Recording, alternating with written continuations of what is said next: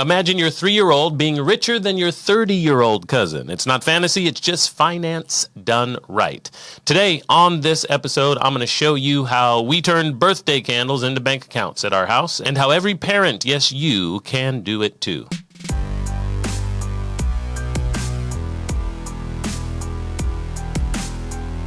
Hey, this is JDew, your favorite MC and money mentor, one half of the Banking Bros and coach at the Cash Compound, whatever you want to call me. But today we're flying solo, and I'm going to help you understand why my 4 kids, Johnny, Judah, James, and Jesse, each have their own whole life insurance policy, and how it's not just about death, it's about dominance of the wealth game. So let's start with the foundation here.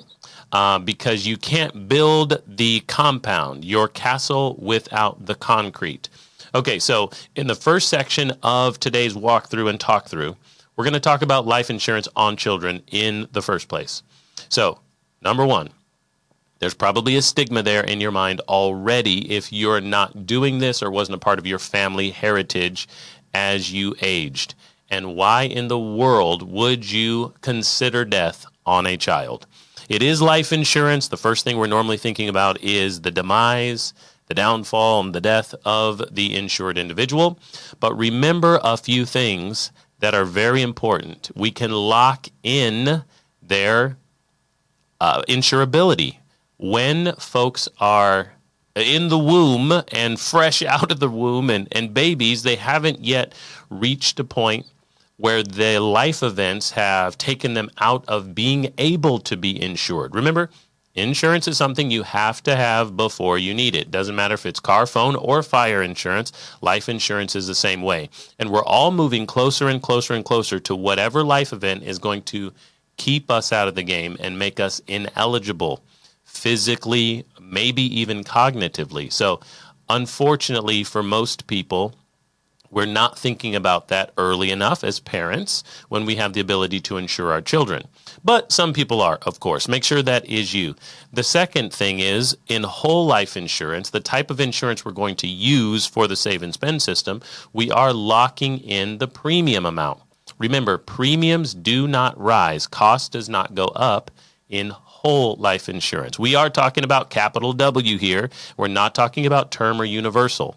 Those have rising costs to keeping the insurance in force, and whole life does not. You're locked in for life.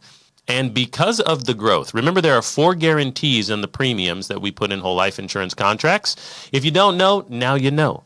Number 1, premiums can't go, your money cannot be lost. Okay, you do not lose money. Number 2, there must be a much bigger death benefit at the end of the game.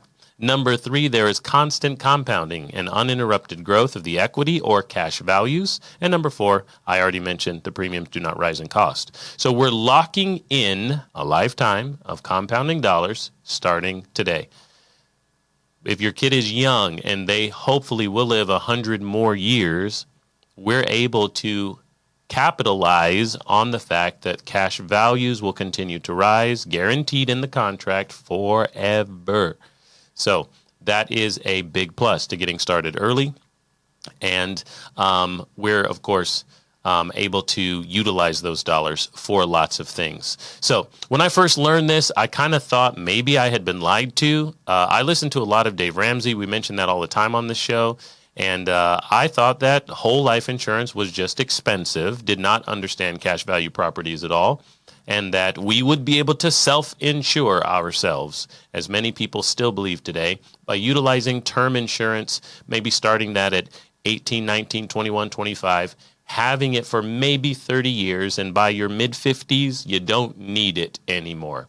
That was a gross misunderstanding of the properties of whole life insurance and what it could do for you. So I first started out with term insurance on myself, on my person in my mid-20s, and would never have thought to buy whole life insurance on myself, but definitely not on my children, until I learned what infinite banking concept was all about and started utilizing the save and spend system. So that's idea number 1, section number 1. So if your idea of insuring your child feels heavy, let me flip the script because we're not just talking about any policy. It is whole life insurance that we want to work on. Term life insurance is going to expire and is going to go away. But if we utilize participating whole life insurance. Participating means we got this whole life insurance contract from a mutual insurance company. Okay, a mutual insurance company doesn't have stockholders or shareholders. So you as a policy owner get to participate. That's where that word comes in, what it means. You get to participate in the growth of that company as their portfolio, the general fund, continues to produce. Okay, they have to pay out a lot of future claims, yes. So they have to put the premium dollars that we all give them to work to be able to pay out those claims. So as we get to the point at the end of every year, fiscally, at that insurance company, we get to vote. We get to see some of those numbers. We get to be members of the mutuality. We get to see, oh, we're still in business. Not everybody died. Not every car crashed. Not every building burned down. Whatever it is they're insuring over there, there's going to be growth and dividends, okay? So dividends are not guaranteed, but they're historically very, very strong from century-old mutual insurance companies. So we're going to utilize this type of contract, participating whole life, to be able to get the dividends reinvested into the policy is what we generally coach people through. Those dividends don't come as cash disbursements to you, although you can elect to do that anytime you want. But each and every year, we suggest you consider having those dividends put back into your own policy plan so it becomes stronger and the money gets bigger. Remember, we're going to be leveraging these dollars here shortly. Okay, so we've got safe, we've got stable, we've got tax-advantaged growth. The growth on these policies is tax-deferred, but we are able to contractually borrow from it tax-free. So, all right, think like you're planting a money tree in your kid's name. So I have 4 kids, and we've planted this money tree in the backyard. We're going to water it with the premium contributions every year, every month, whatever we've chosen. And over the course of time, we have sprouted something that is going to be able to be utilized. We're going to eat the fruit off this tree while they're in the house and after they're gone, and we can continue to use this thing for the rest of their whole life. Okay, so now you know why we're utilizing whole life insurance as the vehicle. But let's take you inside a little bit, and let's talk about what's going on inside my own family compound. Okay, so let me break you down by each child. So we have a daughter who is 11, and she first got a policy for her, on her and for her, with mom and dad being owners and beneficiaries and all that. But the policy's on her starting when she was 2 years old. Okay, so this policy now is reaching its 9th year of growth. It's that much more mature at this point, and she's obviously still with us. So we plan to be able to utilize this on the things that she wants and needs, and to teach her how to use that in the future. So her numbers are as follows. When we first bought a policy on her, whole life insurance from a mutual insurance company, we were doing the bottom of the barrel numbers, okay? We're talking $100 premiums, $1,200 a year, something in that range. And her initial death benefit was $103,000, okay? No, I'm sorry, $115,000. And what it's grown to because of the use of this that I haven't really explained in terms of banking, but at least the dividend reinvestments into the policy, at least that part, before we talk about utilizing it, it is now, as she's 11 years old, $166,000.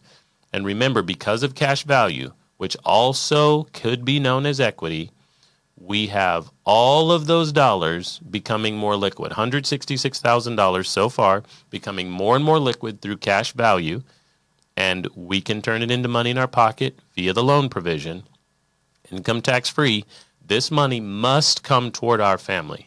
It's guaranteed. We've bought $166,000 so far. So that is going to pay out, hopefully, to her grandchildren one day, but we are going to have an influx of cash availability through loans of that money. Income tax free. Do you understand? We have bought all this money with $100 a month contribution. So that's what's going on with her. Okay, her next little brother is Judah. He's 9 now, and we bought a policy on him as well at the same time. That one was originally $103,000. It was $100 a month, what we could afford, what we understood at that time. And the growth on that policy currently, he's a boy, right? So we have a different performance in his policy, different utilizations, and different life expectancy, right? So $137,000 at this point. This is summer of 2025, by the way. So those are two of those. We switched to a different company. Remember, we're utilizing whole life insurance from mutual companies that pay dividends, but that doesn't mean we're always using the same company or there's one best company. We switched to a new company as we had a new relationship with advisors and agents and coaches before the Cash Compound began. And so the 5-year-old, James, my boy James, he had a policy after some complications of his doctor visits and health concerns. There was a little bit of time that it took us to get his policy started. So about the time he was 19 months, so he was, we knew what was going on. We had policies on his older siblings, but it took, I think around the time he was 19 months old is when we started his first policy. That base death benefit on his was only allowed to be $68,000. Okay, so that is obviously a significant drop-off, then slightly over $100,000 on his two older siblings. But the doctor had some questions, comments, and concerns about his health, and the underwriters at the insurance company realized this and limited what he was able to do based on his health. Now, he has the ability to go get his health revised and checked on later in his life career and at 18 years old, so we can hopefully and potentially boost those numbers as he is much healthier now and there's less issues. But this kid has allergies like crazy. Okay, so we're contributing a very similar amount of premium when we started as well, $100, because the death benefits and the contributions that equal those death benefits have to be in similar range when they're on children with no income. Remember, insurance replaces value and replaces income value, and kids generally don't make income. So the death benefits need to be similar based on health, based on age, based on gender, and things like that. So we're putting in the same amount of money. They limited, because of his health, what that death benefit could be, but we have tried to put in as many dollars as possible extra. We created the policies on purpose to be able to take flexible premiums or paid-up additions, PUAs. And now his death benefit at 5 years old is $129,000. So remember, these things are growing. So this is double his original base death benefit or face amount. We have now got a death benefit of $129,000 on this 5-year-old. And all of this money must come to our family once again, either in his death, which is hopefully way after me and his grandkids are able to pick up a check, income tax free, and or through cash value and use of money through the loan provision. So that's number 3. Number 4 is Jesse. Okay, Jesse turns 3 this coming weekend as I record this May 2025. Now, I understood even more things and loaded his policy up big time for extra flexible premiums even in its first year. And I have a great keynote experience and coaching walkthrough that I call Father Figures that I'm constantly referring back to as we teach stewardship, wealth mentality, and mindset. And I can show you some updated numbers and show you great, beautiful pictures of these kids too when you see that from me. But we, in his first year, so we set premiums at a very similar level. And about the time he was 3 months old, we were able to get this policy started. And in the first year, we were able to put in lots of extra premium dollars, flexible premium, extra dollars, not required, doesn't change the contracted amount of premium necessary to keep the policy in force, but we put in a lot extra at this point. And his original death benefit, the way the policy was designed, I learned a trick or two about customization of the design. Original death benefit was $150,000 plus. And now it's actually $239,000. So that policy is the largest in terms of payout and death benefit at this point. But I learned a few tricks, and we made more money in the family. I had a higher income. I was able to do some acceleration of his policy. So these policies are all very practical for us. These numbers are not going to be your numbers. These are not your kids. Your kids are not these ages. But these are practical because these were monthly payments that we could do. We have guaranteed growth. We have cash value now, but even more cash value tomorrow. Cash value is equity. It must equal the death benefit at age 121. So there's just more and more cash that must flow toward our family. So I wanted you to understand that these policies are not get rich quick schemes at all. This is get rich guaranteed the right way over the course of this person's lifetime. And of course, they're locked in. And whatever happens to them as they grow older, as they have life events, they have at least this policy. And they also have some riders on some policies that I have, so we can buy more insurance on them in the future. Okay? So let's not just talk about the money and talk about the dollars. For a second in this podcast episode, I want to talk about training and stewardship so we can turn this legacy into some leadership opportunities from the parents, okay? So let's help kids understand that money values value creation, and we want these kids to understand that value creation and work, and maybe work with dad at the cash compound, or those chores around the house or those extra gigs that they need to be working on outside of making your bed, cleaning your room, picking up after yourself. Those things can earn you dollars. So one of the things that I think maybe you've seen around here on some of my content at this point, or maybe I haven't even posted those things yet, is my 9-year-old. My kids like Legos. And right now, Judah, my 9-year-old, is building certain Lego sets for money. It gives value because we're looking to create content for education here at the Cash Compound, utilizing some Lego builds. So he's building Legos for marketing purposes and education purposes and teaching purposes. So I actually give him dollars for that. So when he creates value, doing something that he actually likes and loves and is good at, and I have a very hard time following directions myself, but my daughter and Judah are really good at it, they can earn money. Okay, so they can earn money to do the things that they want to do. They can understand that, hey, the first thing we do with our dollars is we keep them, we put them into the right place, we give to church and charity, and then we have fun with things, But our dollars that stay inside that policy are going to grow and cash flow for us in the future for new opportunities. Okay, so those things are very important to learn young. How many of us out there wish that our parents had taught us gig economy, taught us that value is what creates money? We cannot get rich by demand. We need to provide value to our employers, to our neighbors, to our friends, and they will trade that value and service or product for dollars that we can use. And we're able to start off when they're young, like my children, not understanding every math equation, but understanding that the first thing we do is we keep the dollars in our own banking system. The family banking system is something that has the opportunity for the future for us to buy whatever we like or whatever we want or whatever we need. We just need to learn to keep money there and leverage it when the necessary or the opportunity or the emergency comes along. Okay, so we got 3 E's there. We're going to earn money, number 1, by creating value.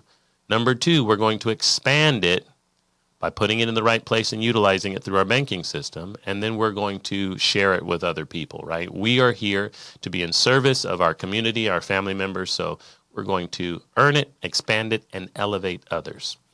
Okay. We've all heard this a few times out there, and we've heard it in cliche. We forgot where it comes from, but it really is Old Testament biblical wisdom from the book of Proverbs, Proverbs 13:22. The Bible says a good man leaves an inheritance to his children's children. Well, I don't think that's just money. That's also the stewardship. That's also the fellowship that we have in talking to our kids about what this money is for, it's a tool, and how to use it.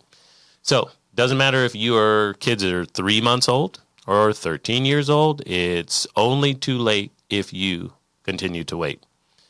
Remember, you can start policies on children at about 2 weeks old and a Social Security number. So this is birth. Let's start the process of insuring our children and imposing upon them good habits and good ideas while we parent them as a verb, starting with whole life insurance as the foundational tool. Okay, let's give a shout out here to our weekly fan follow. On YouTube, we've got a subscriber, Wendy Lee. Appreciate you being out there. Mom, entrepreneur, and success coach. I assume that she has recently followed us, and our producer has put her on the map for us to take a look at. So she's talking about success as a entrepreneur, like many of us are, but she has been featured in Yahoo Finance, co-host of Prosper in the Kingdom podcast. Wendy Lee, if you hear this episode, we'd love to talk to you soon. Maybe we'll reach out. It sounds like we've got a lot of collaborations in the future, so we appreciate you checking us out on our YouTube channel. Remember, you can find us at The Banking Bros or at The Cash Compound, where you can see our entire library of educational material and coaches. Most of that is absolutely free, and the most important thing is for you to get yourself a coach within our team and walk and talk through your questions, comments, concerns about your next money moves. And hopefully you're considering expanding your banking system and banking branches to your family tree by starting now on your children with these principles in mind. Okay, so let's do that. Let's get a free cash consultation on the books for you and yours. And let's include our adult children in this conversation as well, if those kids are already out of the house. But let's make sure that we are walking and talking through money management, all the things you wish you knew that they did not teach in school. Well, let's actually spend time on that around the dinner table, on a webinar, on a call, whatever it is that you need, we're here for you. Okay, don't leave your child's financial future in the hands of hope. Design it, build it, and bank on it. They don't need a piggy bank. They need a banking system, and you get to be the architect. Ladies and gentlemen, I'm JDew, and this was a special father figure style edition to understanding when, why, and how we utilize the save and spend system on and with our own children. Talk to you soon.